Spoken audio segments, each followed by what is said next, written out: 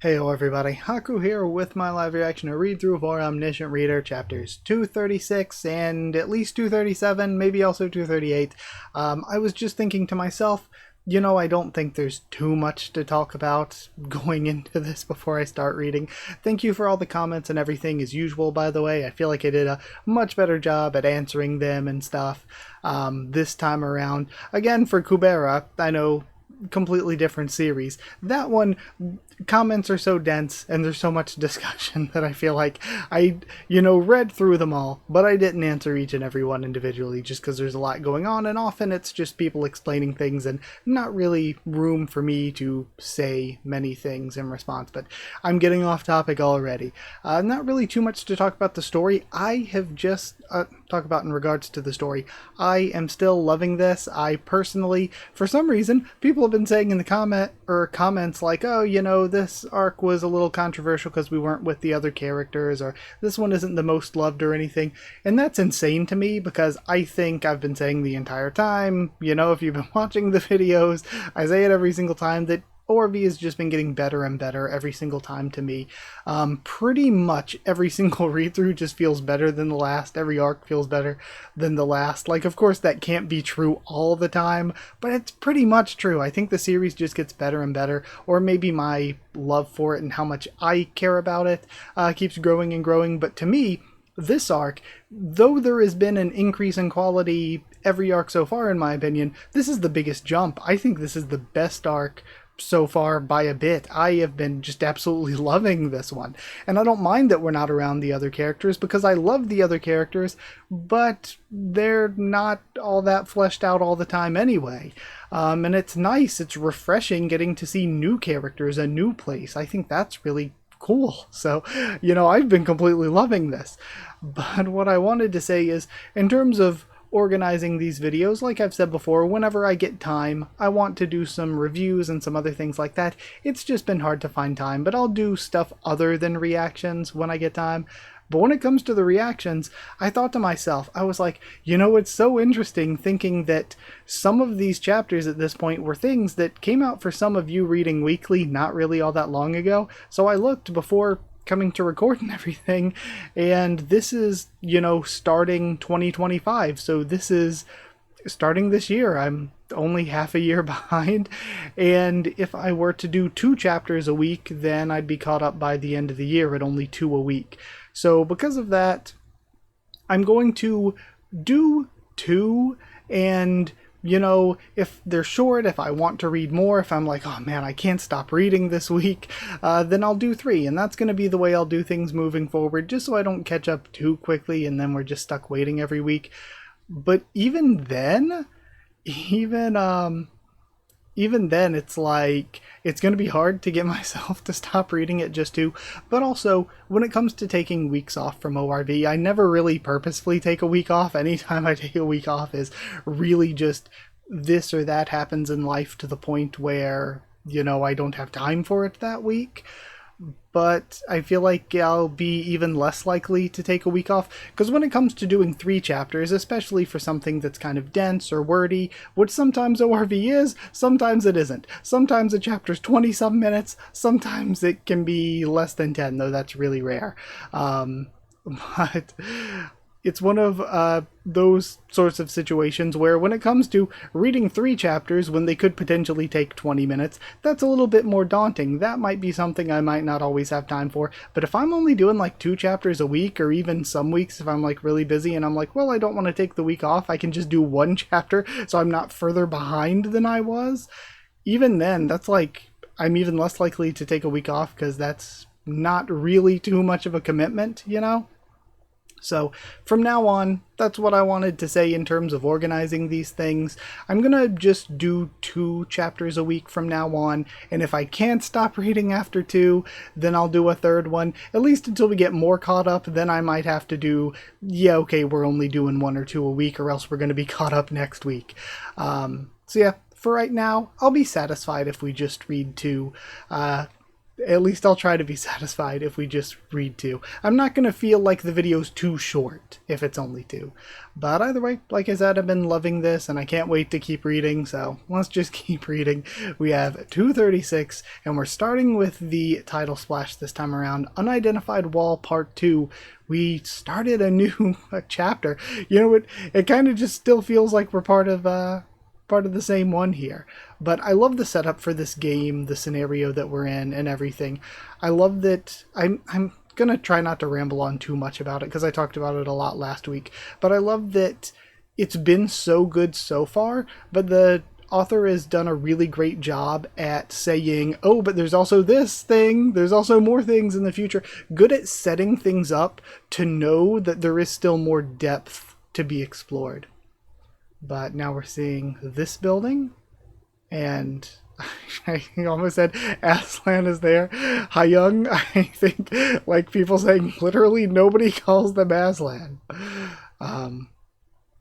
So this, I guess, is, Mark's Tavern. Oh yeah, that was one thing. Thank you to whoever it was. Hold on, I'm gonna go look at the comment. Elizabeth Len, sorry if I'm reading that wrong or if that's not your actual username. So YouTube is awful and only gets worse. I've been doing YouTube since 2016 and it just constantly gets worse. Everybody says it gets worse for the people viewing, it gets worse for the people making videos, and as a creator, I can't see actual usernames anymore. I just see the @. So that's the @. So if that's not your actual display name, sorry, I can't even see that. All I can see is the @ because YouTube's awful.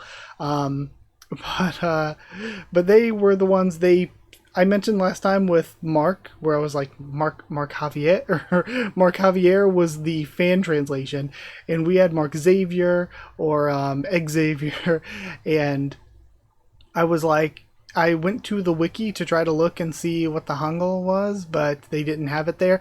They posted it for me, and it was Maruku Jabia, and I did not, so I guess Maruku Jabia, Mark Javier would be it, or Xavier. So that would be it. Not what I was expecting it to be, honestly. So that was what that was. I just wanted to thank you for that. So Mark, I was gonna say, is this Mark's Tavern? Because we could see from the outside, it's not the clock shop.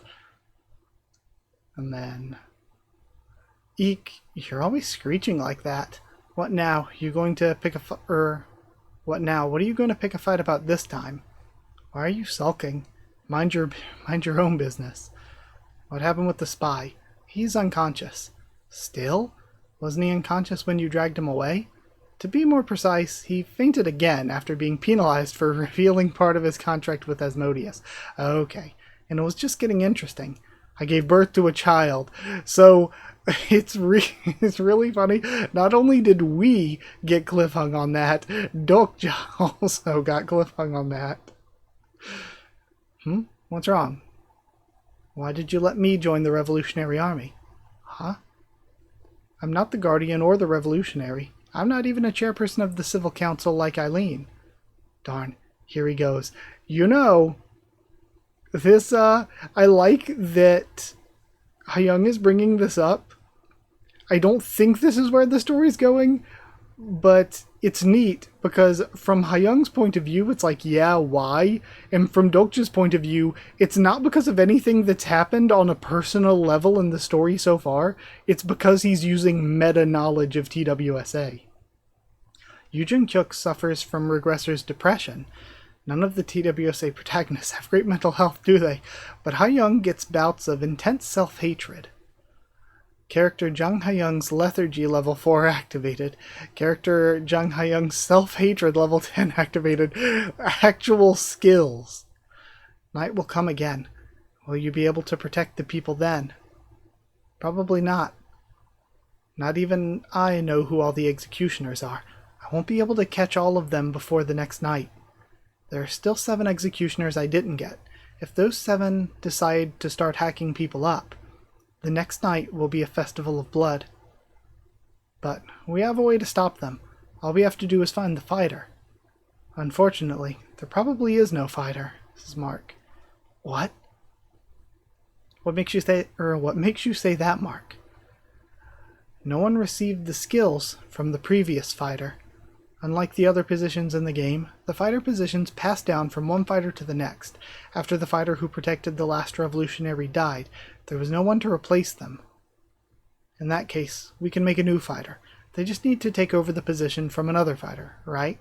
Sure, but as far as I know, there are no more fighters in the 73rd Demon Realm. But I won't be looking in the Demon Realm. Huh? Hey, try talking to the wall, he says to Hayoung. What are you talking about? You have a wall, don't you? A wall that blocks you every time you try to learn something? How do you know about that wall? I have my ways. I don't know about anyone else, but I know Hayoung has a wall. To be precise, he has a wall called the Unidentified Wall.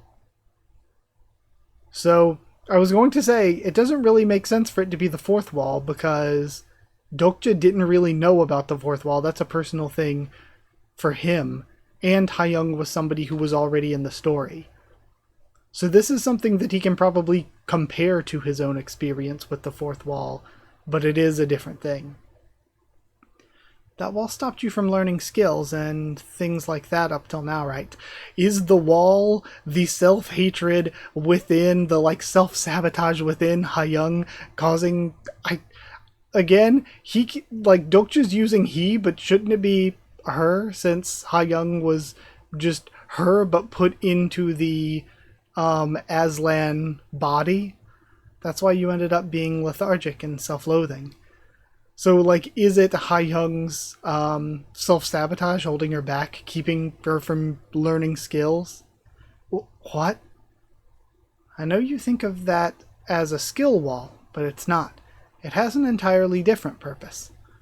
But how do you even know about... Just hurry up and talk to it. You can talk to that wall, can't you? Come on. Character Jang Hayoung has activated Unidentified Wall Level 1. Mr. Wall? The Unidentified Wall frowns.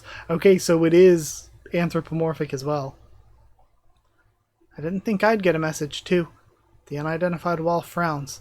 The Unidentified Wall looks at its master. Is it because our walls are similar? The Unidentified Wall says, you're not qualified yet. Is the Unidentified Wall a powerful enough being within the story of TWSA that it is the fourth wall and it's what's drawn Dokja in? I highly doubt that's the case, but that could be a really cool reveal. He's just as cranky as in the novel. Come on, don't be like that. Let him do it. If you don't help him, he'll die. The Unidentified Wall asks, who are you? The Unidentified Wall asks, how can you hear me? It doesn't matter who I am. Just let him do this. Shouldn't he be able to use the minimum features at level 1? It's also crazy that Dokja is just saying so much of this stuff right in front of, when he said to talk to the wall in general, without getting that knowledge publicly ahead of time. Some of the things he's saying in front of Hayoung and Mark are so interesting given how secretive he's been, even with characters he's closer to. But I guess since this is so given the state that they're in, and given that this is so separate from his main journey, maybe that's why he's comfortable with it. Why are you stopping him? The Unidentified Wall scowls. Are you really going to stay grumpy? Things are not going to end well for you if you keep this up. And everyone's looking on. You'll have a hard time finding a new host if he dies. Being able to put forth this much energy, with not a constellation but a single skill. Okay, so it's something that is... They say a host, I don't want to call it a parasite necessarily, but something like that. Shows just how much potential Hayoung has. I have to make sure he awakens here. The Unidentified Wall says you're so arrogant. Oh, its response is much more aggressive than I expected. Personal skill, the fourth wall is strongly activated. The fourth wall greets the Unidentified Wall. The Unidentified Wall is startled. Can the walls talk to each other? The fourth wall greets the unidentified wall warmly. I love how Dokja will constantly have these plans where he's like, I'm a genius, it's time to go big brain, and then immediately he's like, oh no, unforeseen circumstances. Like, immediately. Friend. The unidentified wall begins to tremble. The unidentified wall says, who the hell? Is the fourth wall angry? The unidentified wall shouts in pain. The unidentified wall shouts in pain. The unidentified wall shouts in pain. So this isn't working. And then it stops. Shuts down or whatever. The unidentified wall asks, who are you? And then, okay, we're getting more establishing shots. I'm not exactly sure why Hyung has this wall, but my guess is that this wall has something to do with his job prior to moving dimensions. This has never happened to me before. The unidentified wall has recognized the incarnation Jung Hyung as its master. Enter the modifier or true name of the being you want to send a message to. But what's this? What do I enter? Put in the names I give you. Okay. These are all TWSA characters who fought as fighters in the Demon Realm. What do I write? I want to become a fighter. Please help me. Okay, so are we going to make Hyung into the fighter then to justify to Hyung the place within the revolution? And also it's probably just convenient and helpful for the future. Would that be good? I don't know. Try it. Did it really go through? Seems like that message failed to convince anyone. Let's try again. I'm looking for someone to make me into a fighter. I need your skills as a fighter. Please help me. Darn, they must all be ignoring it because they think it's spam. What do we have to write for them to respond? We just need to get a response right. Can I write something else? And I like this too. Like, do you have an idea? I like Hyung putting forth their own idea. Given that, you know, Dokja's been kind of the one orchestrating literally all of this, I like seeing the characters other than Dokja get a little bit of self-determination. And then, I'm a freshman girl looking for a friend. Hey, oh, wait a second. No recipient was entered, so your message was sent randomly to some constellations. It's being sent to constellations. Do you really think they'll take that kind of bait? Just wait. You have a message. He's to catch a predatoring the constellations. Sender Abyssal Black Flame Dragon. Oh no, are we going to have to cancel the Abyssal Black Flame Dragon? Oh no. But again, I wonder. That's not Hyung's actual age, right? Because again, I don't remember the details. But wasn't Hyung like an adult woman? But either way, that was the end of that chapter. That was a really fun one. I like all of the stuff that I mentioned liking. Again, I kind of discussed it as I went through it. Again, though, I like seeing Hyung, the side characters in general, get fleshed out and developed more. And I like that Hyung got to have a bit of self-determination, and it wasn't just Dokja. Though Dokja was great as always, we got to see a little bit of Mark, even though he was kind of just a background cameo character at this point for this chapter. And the stuff with the fourth wall and the unidentified wall was good, and that builds more into more of what feels like kind of the main stuff that's going on in ORV. So yeah, with that all aside, we get to read at least one more. Okay, so 237 starts, and we get more establishing shots of the tavern, and I love the setting, which makes me love the establishing shots more. But in general, I like this in any kind of, I guess, webtoon or manhwa here, but when it happens in TV shows and movies, I love it. When it comes to manga, you know, I love establishing shots to really just show us a little bit more of the world, set the tone or the mood for the setting here, and then get into the actual like meat of what's going on. Or even when characters are talking, I love just having really nice shots of the place that they're at. In like addition to that, I think it adds so much, and it makes it feel so much more like you're in the world. And we have Hyung laughing. What's so funny? He's just saying funny stuff. I don't think he's as bad as you think. He speaks like a gentleman. Oh my god, Hyung's getting groomed already? Yeah, right. Did you fall for him or something? You think he's a gentleman? Would a gentleman reply to a message that said, I'm a freshman girl looking for a friend? He said he replied because I'm a freshman. What? He really is just scum then.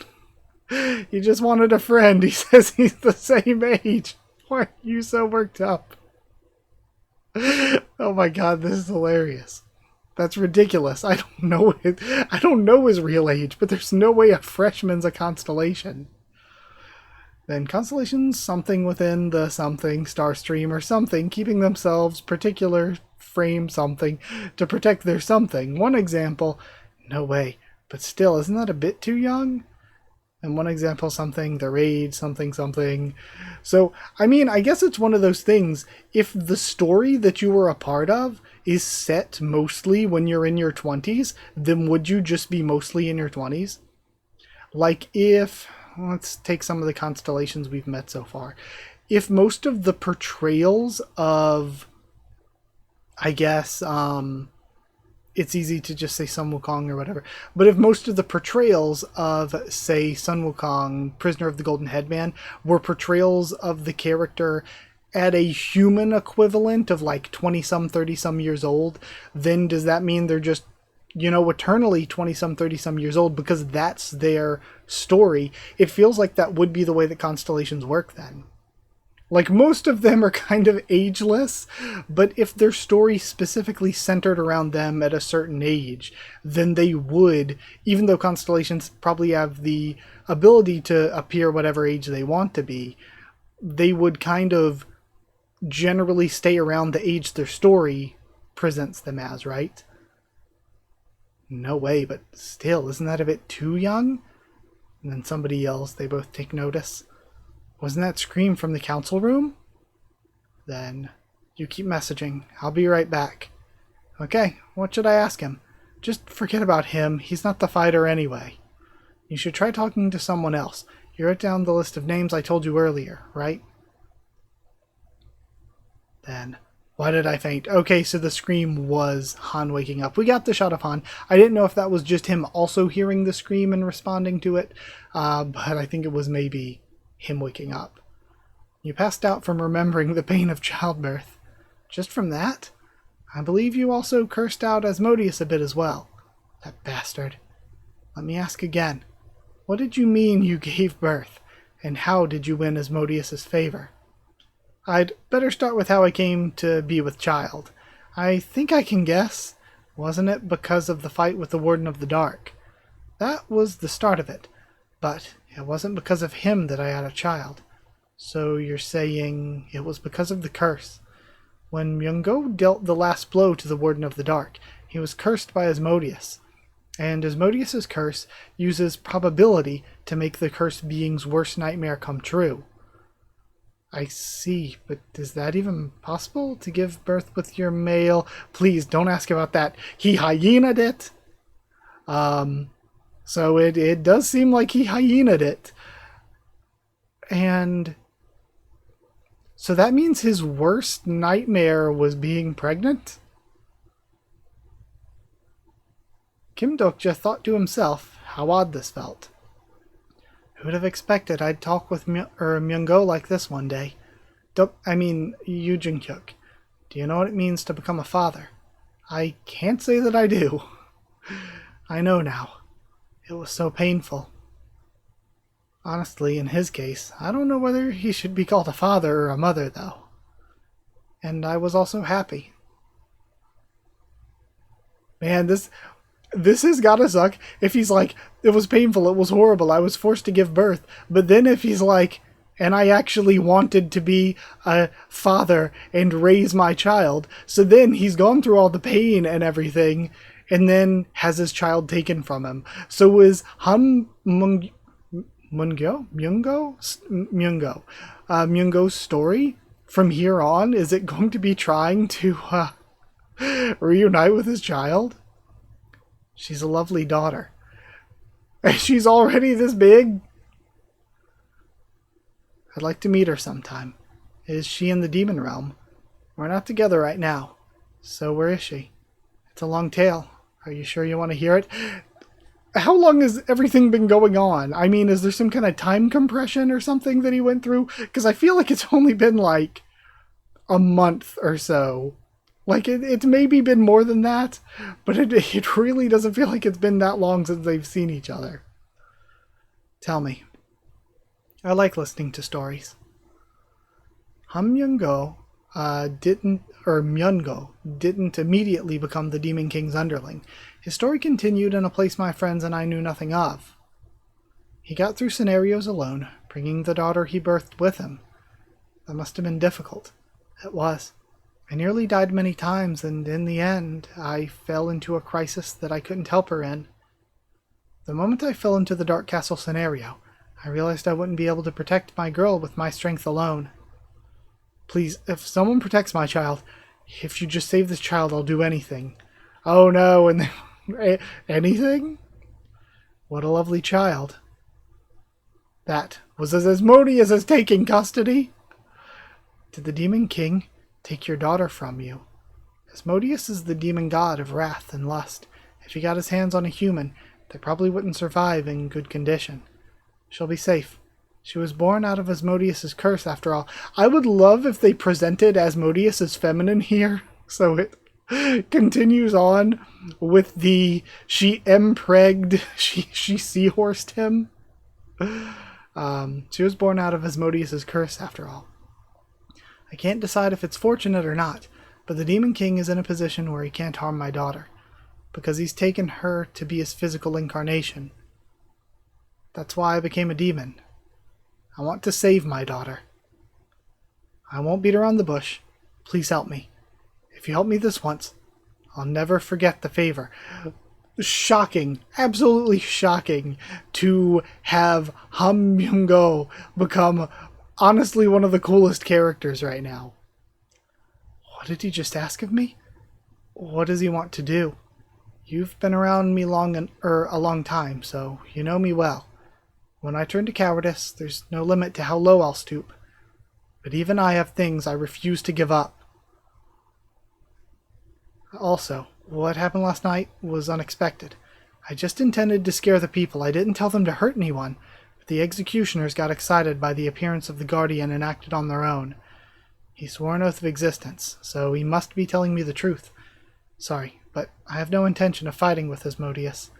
You don't need to fight him. You just need to continue what you were doing. Inciting the revolution and killing the Duke. That'll help me. I thought you were on the Duke's side. I was, but with things as they are now, I'm starting to think that helping you wouldn't be too bad. What are you saying? Asmodeus doesn't want me to help the Duke. He offered me a proposal. If I make him the story he wants, he'll return my daughter to me. That's why I was working under Duke Sitzwitz. What story does the Demon King want? The story of the 73rd Demon King. He told me to forge the 73rd Demon King with my own hands. Okay, so they could both get what they want. If Dokja forms himself into the 73rd Demon King and Myungo gets to play a part in it, then they could both win. And we have the title splash all the way down here, unidentified wall.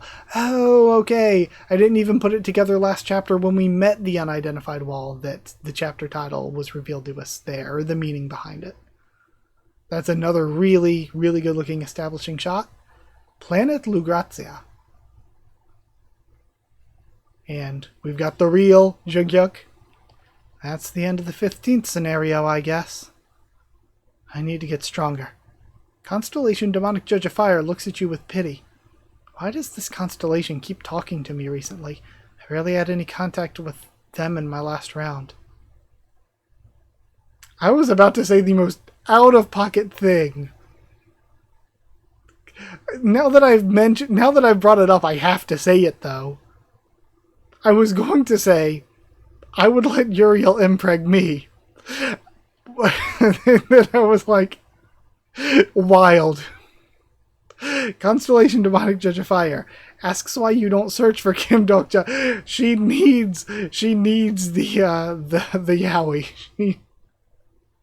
She needs it. Kim Dokja's dead. Constellation Demonic Judge of Fire shakes their head, holding back tears. Your notoriety is spreading in the 73rd Demon Realm.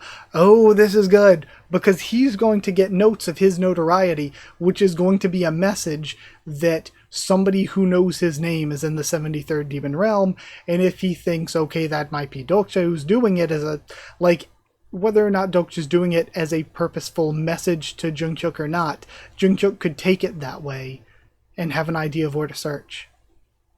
Again, why does my notoriety keep spreading somewhere as far away as the 73rd Demon Realm? Yeah, I think we did see that message for him earlier. I wondered if Dokja was alive and using my name, but he'd have no reason to do that. No, wait.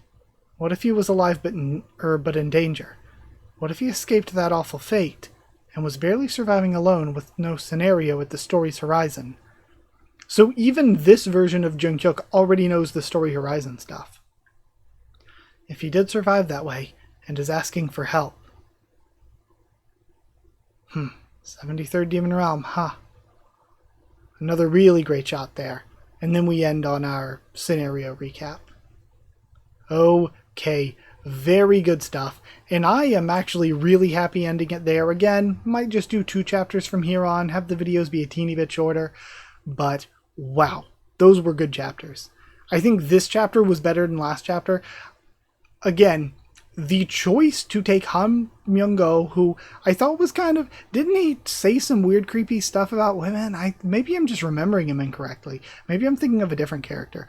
But to have him, who was kind of just this cowardly, not great character earlier in the story, come back around and be one of just the coolest characters. The design is great, but I also just love the idea of the stuff with Asmodeus and actually caring about his child and wanting to get his child back and being like, okay, you do what you're doing, we can work together and like just keep doing what you're doing and I can try to get my child back. It's not a fight, it's a rescue. I love it. I think it's really, really, really good. And then the messages to Jungkook, I think, is really good too, whether Dokja's doing that on purpose to try to get Jungkook's attention or not. It's good either way because of Jungkook's character and how he's taking it. Like, all of that is so good. This arc is amazing. So yeah, absolutely loving this, and that's where I'm going to call it for this week. So thank you for watching. Like if you did like the video, comment down there too. Tell me what you thought of this set of chapters, my thoughts and reaction to them. Let me bring this up. Subscribe for more ORV, much more on the channel. If you would like to help support the channel by dropping a super thanks or by sharing the video, it is appreciated, very much so. And if you'd like to help support the channel, get your name at the end of videos, get One Piece videos a bit early by becoming a member or patron. You can hit join down below to become a member, or go to patreon.com/HakuOfTheTubes, or a link will be in the description to become a patron. Thank you so much to people who are already patrons and channel members, and I haven't checked this in like 3-ish days, so if anybody's new, sorry, I need to check at some point and add. But thank you to Chosen Regulars, Evan Hawley and Bertie Wooster, Magical Girls, FR Nono, JA and The D-Man, Cheriton Student, David Langstaff, Slayer Candidates, SG and Stan Cedar, and Pure Elements, Pate Ardial, and also the Storyteller. Thank you all so much for your support. It really, like, I can't say how much I appreciate you. Like, I can't put it into words. I appreciate you. I love you all so much. Thank you so much. Same with everybody just watching and commenting and supporting all the time. I've been finally getting around to posting reviews, and people have really been supportive there too, which was something that I was expecting to basically just get no views or comments or anything, but people have been watching and commenting, and I just appreciate it so much. So yeah, seriously, thank you all so much, and I'll see you all next time.